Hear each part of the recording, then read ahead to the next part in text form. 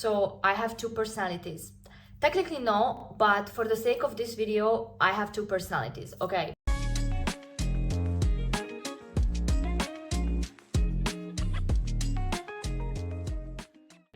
Hi everyone, welcome back to my channel. So in this video, I'm gonna represent to you what it means to being a perfectionist and a high achiever. The thing is, the difference between the two is that one is healthy, that is being said the high achiever, and one is toxic, that is the perfectionist. And a lot of people don't know the difference between them. A lot of people don't know how can they be a high achiever instead of a perfectionist. And we will not talk about how you can become a perfectionist, because that's something that is actually not an illness, but a very, very bad trait in people. And I'm also a perfectionist. So for me, this video is also a very good guideline on how can I be a high achiever. So very briefly, a perfectionist is somebody that wants to reach goals in an unhealthy way. They always aim to be 100%. They always aim to be perfect. They always postpone their projects or procrastinate because they never feel ready. And a high achiever is somebody that wants to have high goals, like they want to achieve something good, but at the same time they know when to stop, they know when to relax, and they know that, a 90% is just as good as 100%. So I'm a perfectionist, that's one of my personalities, but I want to be a high achiever, that's my goal. So in this video, I'm going to show you what's the difference and how can you actually be a high achiever instead of a perfectionist if you are a perfectionist.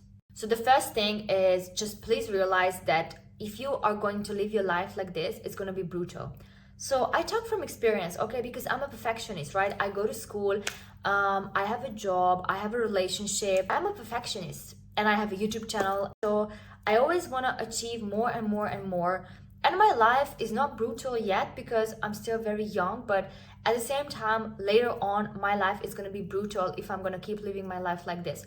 So the first thing, or kind of like a zero step, is for you to realize that if you're a perfectionist, if you always achieve for 100 and never less, and you never relax, your life is going to be brutal. The second thing, or technically the first thing, is what I'm doing at the moment, is just to reframe your thinking. So yesterday I was overthinking about something and I was like, I didn't do enough, I should have done more, blah, blah, blah.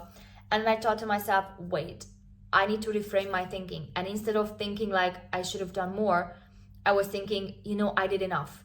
And if that's going to be okay, perfect. If that's not going to be okay, then okay, I'm going to do something else, or I'm going to change my strategy or something like that. So reframe your thinking, and instead of saying like 100% is the best, just say like 90% is the best for me already, because I know from my skills and I know for myself that 90% is achievable. The second thing is redefine failure. So after you reframe your thinking, instead of saying like 90% I failed because it's not 100%, just think that 90% is not a failure. Failure is like 50% or 55%, because if we talk about in like school terms, but in real life, nothing is a failure as long as you keep trying. So after you redefine your success from 100%, you go to 90%, you can also redefine failure. Instead of saying a 90% is a failure, just say like 20% is a failure, or with different things, different thresholds are for failure basically. The third thing is that you redefine the positive side of the failure. So, instead of looking at like, okay, I got a 90%, I'm a disaster, I don't deserve this, I should have gone 100%, what am I gonna do? I should drop out of school. Just think about like, okay, I got a 90%, which means I still passed. What can I learn from this? Like, I don't know, you got a test score of like 90%. So check your mistakes. So next time you can correct them. Or I don't know, like you failed a job interview. Okay, look at like, how can you do better the next time? Or what can you learn from this? Was my CV bad? Was I talking too much? Was I not talking enough? Like what you can learn from it. And then you look at the bright side of the failure basically. Okay, I lost counting, but the next one is basically set more realistic goals. So it's the same like redefining success, right? So you don't think about I need to achieve 100%. Why? Like what's the difference between 100 and a 90%? I know sometimes it depends because you need like a high score. The higher you get a score, the more chances that, I don't know, you can go on an exchange or you can go to another school. But really, like in reality, the 90% or 100% is not that different. 100% and a 20% is different. I have to give you that. But 100% and 90% not that different. The next one is to enjoy the process. So everybody wants to have goals, right? If you don't want to have goals, what are you doing in life? But at the same time, don't forget to enjoy the process. Okay, like don't forget to think that you are lucky to be here. Okay, you're studying for an exam. You know, some people are not even in the school where you are, or you are working on a very important project. Okay, some people don't even have a job, you know, like, or I don't know, you're trying to lose weight. Okay, some people cannot even work out because they are unhealthy. So try to enjoy the process and try to realize that you're actually very lucky to be in this given position or to be in this given situation, because a lot of people dream about the position or situation where you are right now. The next one is a difference is that strive for good enough instead of perfect. So for me, 90% is a perfect grade. You know, I passed. I don't care if it's 100, 90 or 80. As long as it's a pass, it's a pass. So striving for good enough means that, you know, instead of putting too high goals, you just set the perfect goals for yourself. For one person, 90% is good enough. For another one, 80% is good enough. There is not really a difference like, okay, but 90 is better than 80. If for her is better 80, then let her be, you know? For her, 80 is good enough. The next one is to forget the word should. So what do I mean by that? I already mentioned at the beginning of the video, like when yesterday I was thinking about something like I should have done more. No, you did more. Or I should have studied more. No, you studied more. Like, no, just no should. Forget the word should. It doesn't exist in our vocabulary. It doesn't exist in like our brain and our mind. No, it's just gone. The next one is very simple. It's just a question. So what? So you got 90% on your exam instead of 100. So what? Your boss wasn't satisfied with your project. So what? Like nothing really changes, like nothing really matters, because something will happen anyways and you will get another project. You will get a chance to resit that exam.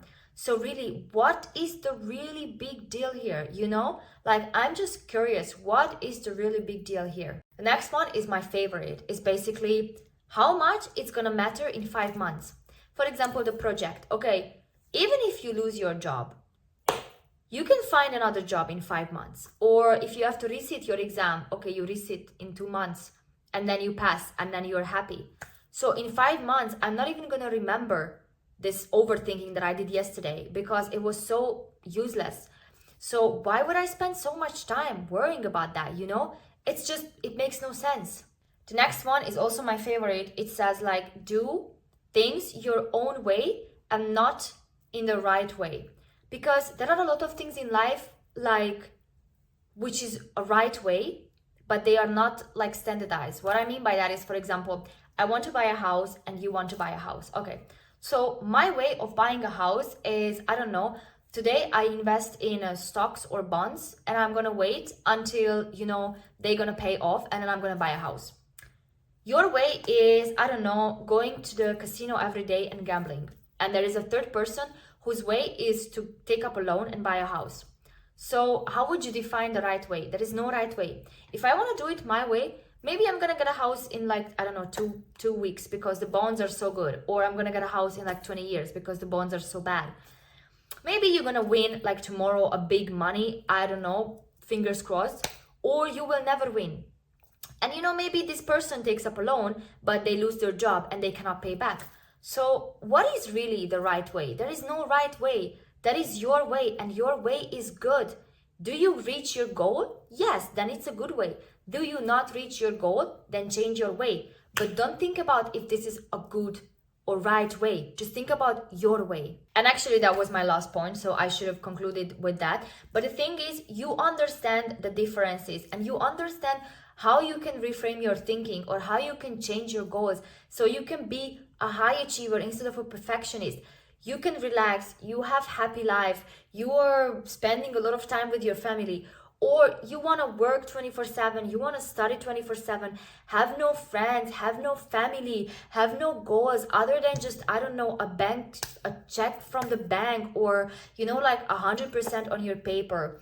Thank you guys so much for watching. I hope you enjoyed it. I hope you're having an amazing day. Don't forget to like this video and subscribe to my channel if you don't want to miss out on any more coffee chats with me on a Sunday afternoon. I will see you guys in my next video. Bye bye.